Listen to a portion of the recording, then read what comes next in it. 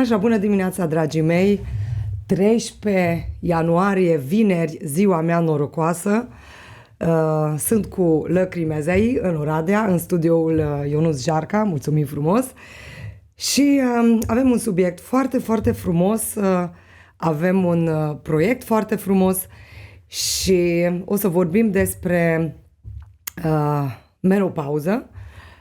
La cererea ascultătorilor mei pe canalul meu YouTube am un subiect și niște podcasturi despre mine și despre drumul meu spre 50. Despre Lăcri Mezei, Oradea, o să citesc ca să nu greșesc, psiholog, psihoterapeut de cuplu și familie, trainer, parenting și coach. Bine ai venit, Lăcri! Te-am găsit și mulțumesc pentru invitație. Mă bucur să fiu aici. Azi dimineață, când am venit în trafic, am vorbit cu Lăcri ca să punem un pic la punct subiectele noastre de azi. Și prima dată să povestim unde ne-am cunoscut noi și cum. Da, noi ne știm deja de 2-3 ani. Da, înainte de pandemie. Înainte de pandemie am început un proiect foarte frumos. A fost o plăcere pentru mine să spun da invitației voastre, pentru că a fost prima dată când aud despre un proiect în care se pune preț pe schimbarea înfățișării, dar s-a înțeles și importanța psihologului în tot ceea ce înseamnă schimbare, transformare. A fost un proiect cu care mă mândresc, de câte ori mă gândesc la el, e o bucurie că am făcut parte din echipă. Și sigur, rezultatele care au venit în urma proiectului, cu atât mai mult, sunt o împlinire pentru noi ca și echipă. Ca să vorbim un pic despre programele noastre pentru cei care ne ascultă prima oară sau cei care ne urmăresc, noi, fondatorii, domnul doctor Alin Iova, doamna doctor Pușa Dorina Fărca și doamna doctor Olivia Ligia Burtă, avem un proiect din 2019, Capo Sănătate pe Ghete, un program, cum le-am numit noi, Sănătate pe Ghete, pentru că avem niște exerciții și un program foarte bine pus la punct. Au reieșit din studiu încă două programe, Metamorfoza și FES Metamorfoza. A doua a fost Metamorfoza, în care este vorba de transformare. Transformarea tuturor care nu numai fizic, dar și mental vor o schimbare. Prin cariera mea m-am întâlnit cu femei, bărbați, copii de toate vârstele, cu toate problemele și programul Metamorfoza a fost făcut pentru cei care se hotăresc că au nevoie de o schimbare, dar știm foarte bine că avem nevoie de ajutor. Deci eu, pe partea de sport și cu colegii mei fondatori, avem un plan pe care puteți să vedeți pe site-ul kangoclub.ro. Acum urmează să facem a doua grupă. Dar aici, cu Lăcri, am vrea să vorbim despre echipa Metamorfoză, în care tu, ca psiholog, ai avut săptămânal întâlniri cu ei. Da. Și echipa noastră, care era format din medici, stylist, tu și nutriționist, au reieșit niște rezultate fenomenale. Vă salutăm, fetelor care ați participat la Metamorfoză și da, o să vorbim despre voi, pentru că Lăcri a făcut ceva senzațional și pot să spun că proiectul Metamorfoză este unic. Nu vreau să zic că e unic în lume, dar construcția și formatul echipei este unic. Da, ce am putea să povestim fără nume acum despre fete, dar oricum am vrea să scrieți comentariile voastre, părerea voastră despre programul Metamorfoză, cum v-ați simțit și dacă vă regăsiți în povestea, în feedback-ul lui Lăcri.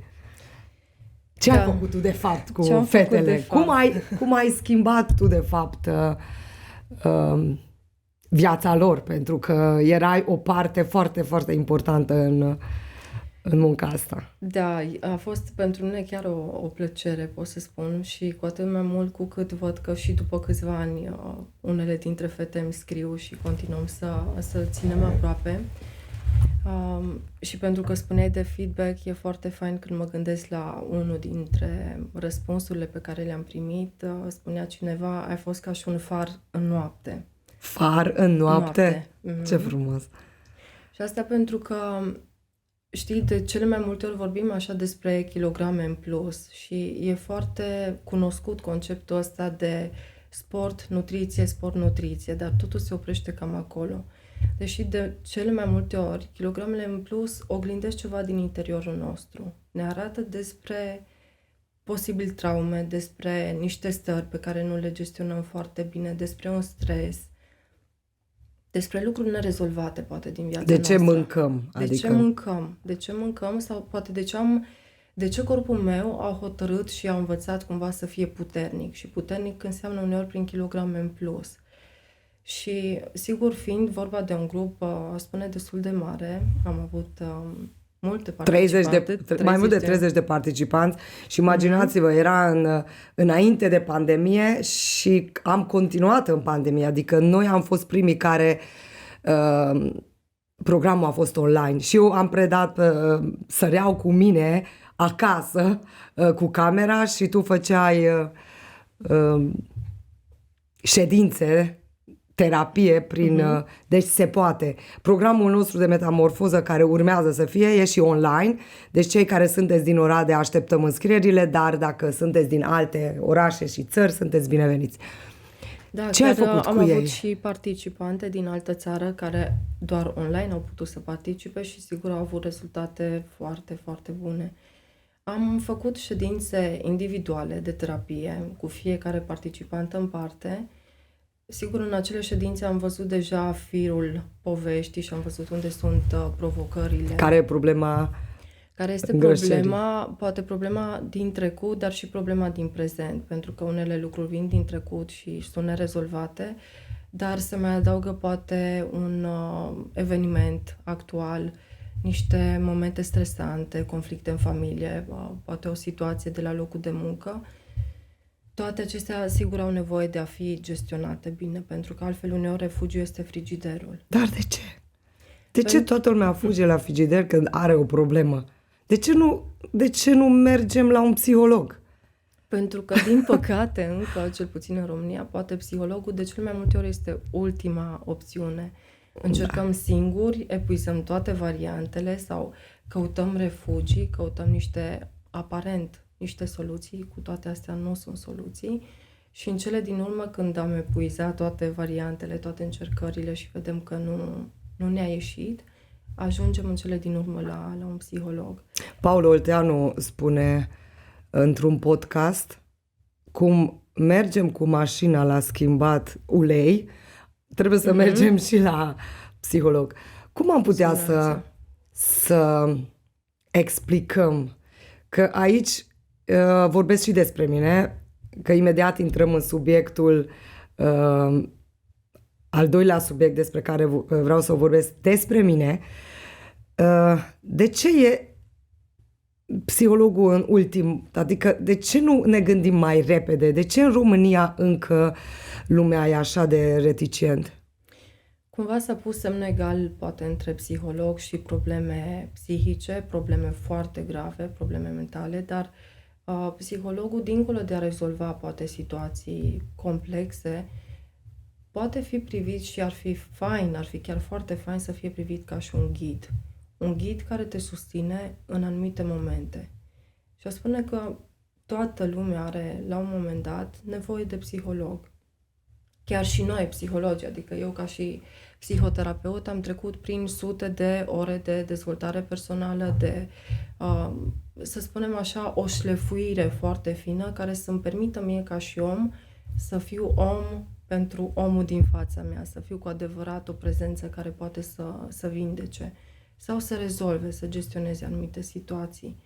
Nu e despre sunt nebun, dacă merg la psiholog. E despre am nevoie de sprijin, am nevoie de cineva care să mă asculte, să mă ghideze, de un mediu de siguranță, un loc în care îmi permit să fiu eu, exact așa cum sunt, cu gândurile, cu stările mele, cu poate dificultățile mele, fără să fiu judecat sau fără să mi se dea formula aia magică pe care poate o primim, să spunem, de la prieteni. Nu, dar tu ar trebui să faci așa, de ce nu faci așa? În locul tău aș face așa. Dar tocmai asta e interesant, că un prieten, dacă e un prieten adevărat, îți spune adevărul. Dar de multe ori, diferența între psiholog și prieten e că psihologul îți spune adevărul. Nu mascat și nu înfrumusețat și nu ce vrei tu să auzi. Din cauza asta cred că ar trebui mai mult cu un psiholog care îți spune clar, ai nevoie de, ai probleme, că altfel nu realizezi. Psihologul, de fapt, te ajută, printre multe alte lucruri, te ajută să ajungi la claritate, să ai o imagine foarte clară asupra realității tale. Te ajută să vezi poate lucruri pe care din punctul ăla în care ești blocat nu ai cum să le vezi. Decât dacă faci un pas poate în spate sau lateral și privești așa cu niște ochi mai curioși, cu niște ochi mai deschiși ceea ce se întâmplă. Și sigur, din poziția aia poți deja să faci lucrurile diferit. E cu totul altceva. Și de ce este frigiderul?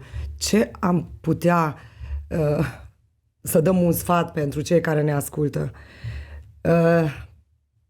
Eu, prin cariera mea, am auzit de foarte multe ori că nu mănânc, dar vin ca să slăbească. Au peste 60 până la 120, am și un pacient de 260 de kilograme. Sau sunt foarte mulți care spun hormonal mă îngraș. Dar, de fapt, adevărul e că mănâncă. Totdeauna așa spun, în Auschwitz n-au fost cu kilograme în plus. Deci nu există așa ceva. Că nu mănânc și de ce am ajuns aici. De foarte multe ori asta e un subiect foarte, foarte important în cariera mea și cariera noastră, mâncarea. Deci cum am putea, bine, vii la antrenamente, găsești tot felul de activități, mănânci regulat, mănânci cum trebuie, nu mănânci după ora 7 sau... Acum nu vreau să vorbesc de nutriție, că suntem aici ca să vorbim despre strict ce ai făcut tu și de ce mâncarea, de ce mințim, de ce mint oamenii care vin și spun nici nu știu de ce m-am îngrășat, nu mănânc nimic. Asta poate s-a văzut foarte bine și dincolo de ședințele individuale pe care le țineam, aveam și întâlniri de terapie de grup cu fetele și mai apoi și întâlniri sau, să spunem, ateliere motivaționale de dezvoltare personală, dar și cu diverse teme despre relația de cuplu, relația cu copiii, relația cu angajatorul sau în mediul profesional. Și ieșeau la suprafață și acolo foarte multe lucruri care ne indică unde este de fapt dificultatea din realitatea prezentă, unde este situația pe care nu am reușit să o gestionăm. Poate că e ceva din relația de cuplu uneori, poate că e o situație în legătură cu copilul. Nefericită și mănânc. Știi, acumulez niște emoții sau le reprim, ceea ce e total greșit, pentru că la un moment dat ies la suprafață și cum mă reglez, cum mă autoreglez, despre asta e vorba. Unii se autoreglează mergând la frigider, acolo poate că e un moment în care aparent mă simt mai bine. Am luat ceva dulce, am luat puțină ciocolată, m-am dus la dulapul cu dulciuri și acolo se petrece ceva diferit, parcă m-am liniștit un pic sau parcă mă simt un pic mai bine. Dar nu fac decât să le pun sub preș. Asta se întâmplă. Toate problemele le-am pus sub preș și cu cât le pun mai mult sub preș, cu atât vor avea, de fapt, mai multă influență în viața mea și mă vor influența tot mai mult în decizii, în comportament, în starea de sănătate, în kilogramele în plus, în felul în care poate arată relațiile din jurul meu. Deci putem să spunem că dacă mergi prea des spre frigider, atunci caută un psiholog. Urgent. Că eu așa să spun urgent la sport. Dar lângă sport, dacă nu poți să-ți controlezi obiceiurile, atunci caută un psiholog. Da, sau știi, măcar să lăsăm o întrebare. Cum de mă duc înspre frigider? Oare mi-e poftă în momentul ăla? Mi-e cu adevărat foame? Hai să începem așa. Mi-e cu adevărat foame în momentul ăla? Da. Mi-e poftă? Sau cum mă simt? Sunt puțin mai agitată? Sunt neliniștită? Sunt tristă? M-am certat cu cineva drag? Ce s-a întâmplat poate în secundele, minutele dinainte de a merge la frigider? Și așa poate chiar singur o să poată să-și dea seama de niște lucruri care sunt, să spunem, puțin îngrijorătoare. Cum de-am mers înspre frigider? Ce se întâmplă acolo? Deci fetele care au fost în metamorfoză, tu ce părere ai? Ei vin deci sunt care vin la antrenamente și s-au ținut de program. Cei care au căzut iarăși, mănâncă sau au probleme, ce crezi că am putea ce sfat am putea să dăm? Că din 30 și ceva de fete au rămas 27, cam 26-27, care s-au ținut de program, nu-l recunoști acum, deci au fost poze înainte și după. Stilista noastră, Olivia Popovici, și-a schimbat total imaginea, deci nu recunoști fetele. Ce sfat am putea să dăm ca să rămână, ca să-și mențină? Că eu personal, când vorbesc despre sport, viață sănătoasă, alimentație sănătoasă, nu ajunge să urmărești un program de 3 luni, 6 luni, depinde. Trebuie săptămânal de 3 ori să te menții. Adică dacă beau zilnic apă sau mănânc, trebuie să și elimin. Care înseamnă sport, care înseamnă mișcare, cardio. Ca să elimini toxinele, trebuie să faci cardio. Dacă te oprești brusc, să nu așteptați că se va întâmpla ceva miracol. Pentru că sportul nu este un fashion, nu este sezonial. Toată viața, cum mănânc, beau, mă plimb, mă duc în vacanțe, adică nu, vreau să compar cu ceva normal în viață, să înțelegeți că nu este ceva cu care vreau să oblig sau să fie ceva care vine din interior și fac pentru mine. Nu fac pentru vecini, pentru soț, fac pentru mine, să mă simt eu în pielea mea. Bine, prima dată. Foarte valoros ce spui și cred că exact despre asta e vorba. Despre a face pentru tine. Și acum poate o să spun un lucru foarte profund, dar cred că necesar.